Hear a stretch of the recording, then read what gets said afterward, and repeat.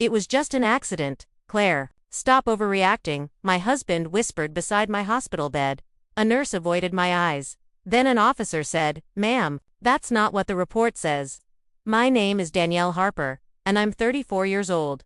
I work as a physical therapist at a small rehab clinic. I've always been the steady one, the fixer, the calm voice in every storm. I'm the woman who holds everything together while everyone else falls apart. I didn't grow up with money or connections. I built my life from scratch, brick by brick, with nothing but hard work and a stubborn belief that good things come to people who earn them. I wasn't glamorous. I wasn't flashy, but I was proud of what I had created. 6 years ago, I married Ryan. He was charming in that quiet, magnetic way, always talking about big plans, big dreams, big futures. He made you feel like standing next to him meant something.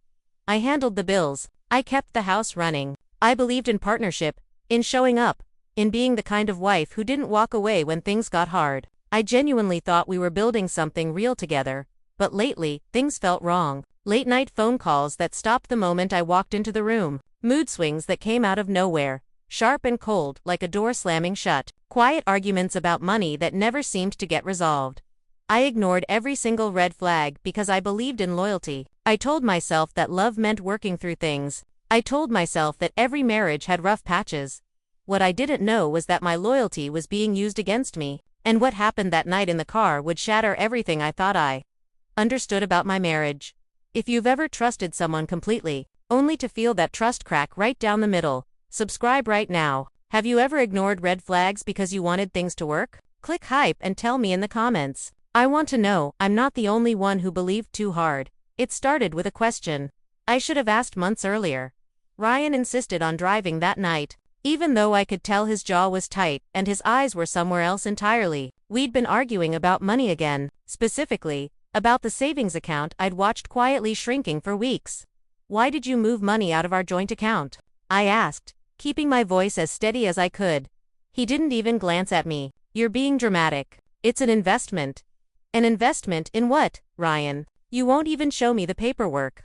The car picked up speed. I felt it in my stomach before I registered it in my brain. The engine hummed louder. The streetlights started blurring past faster.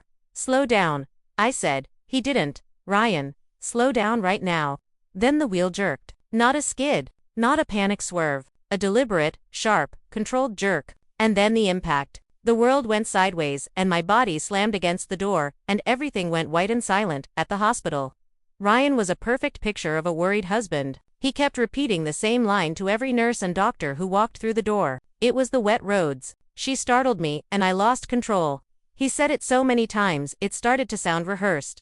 I lay there with a bandaged arm and a pounding skull, listening to him tell a nurse, almost casually, "She's been really stressed lately." The nurse nodded and wrote something down. She never looked at me. Then a police officer stepped close to my bed and asked, quietly, whether I remembered the argument that happened before the crash. I said yes. The officer's expression shifted. "Ma'am, witnesses at the intersection saw the vehicle swerve sharply. There was no rain reported at that location. No obstruction in the road." Ryan stepped forward immediately. She hit her head. "She's confused." He put his hand over mine on the hospital bed. It felt like a clamp. "She doesn't need to be answering questions right now," he said, his voice smooth and calm. And standing there in front of that officer, being spoken over like I wasn't even in the room, I felt something I hadn't expected. Not fear, not grief, something colder, something quiet and sharp. The preliminary report, the officer told me later, noted no brake attempt before impact, none at all. When we got home, Ryan acted like nothing had happened, like the whole event was already filed away and forgotten. "You're overthinking it," he said, when I brought it up 2 days later. "You always do this. You take one small thing and you spin it into something huge." He said it so gently, so patiently, like I was a child who needed correcting. The bank statements disappeared from the drawer where I used to find them. I started noticing other things too. Mail he picked up before I could get to it, calls he took outside, a second phone I spotted once in his jacket pocket and never saw again. Then I found the insurance policy. It was tucked inside a folder in his home office. Underneath some old tax documents, a life insurance policy, taken out recently, a large one, with Ryan listed as the sole beneficiary.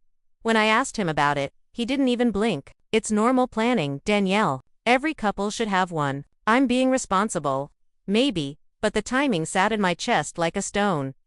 2 weeks later, we had dinner at his brother's house. A small, casual family gathering. Ryan was relaxed and laughing, holding court at the table the way he always did. At one point, he shook his head with a little smile and said, "Danielle's been so clumsy lately, can't even sit in a car without causing drama." His sister laughed. That short, awkward laugh people give when they're not sure how else to respond.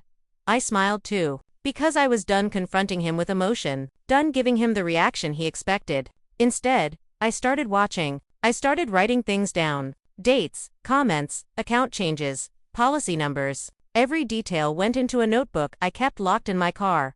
Ryan grew more relaxed every day, clearly believing I was backing down. He had no idea I was just getting started. If you made it this far, you already know something is very wrong. But trust me, what comes next will change everything. Subscribe right now so you don't miss part 2.